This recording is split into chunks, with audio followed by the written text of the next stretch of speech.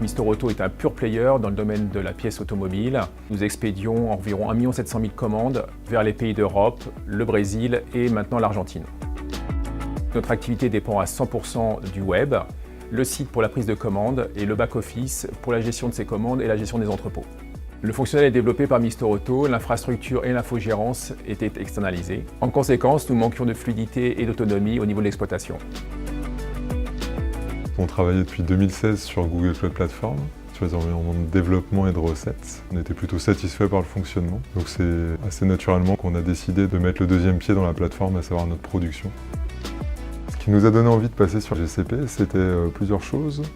Donc la première, c'était tout simplement de s'abstraire de l'infrastructure on-premise qui nous générait beaucoup de tierces maintenance applicative, beaucoup de temps pour maintenir l'infra en conditions opérationnelles. La deuxième chose, c'était tout l'aspect catalogue de solutions qu'offre la Google Cloud Platform, qui est intéressante pour nous pour faire des POC, pour utiliser des briques managées.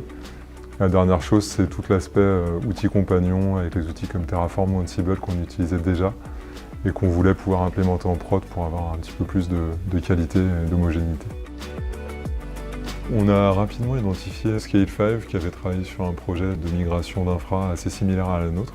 Assez rapidement, notre choix s'est porté vers eux parce que le courant est très bien passé.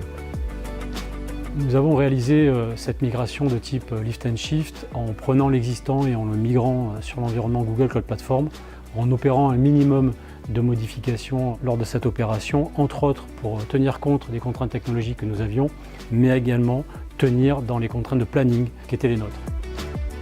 Pour autant, nous avons eu immédiatement 3 avantages. Le premier, budgétaire, avec un repli des coûts d'infrastructure. Le deuxième, un monitoring plus complet et global sur l'ensemble des environnements.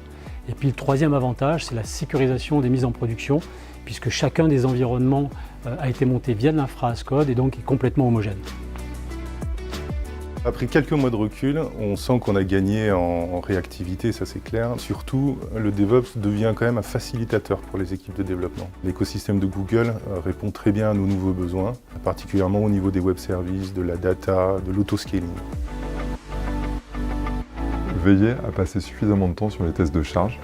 Attention à la facturation au FinOps qui peuvent parfois être complexes. Impliquez toutes vos équipes de développement dès le démarrage du projet.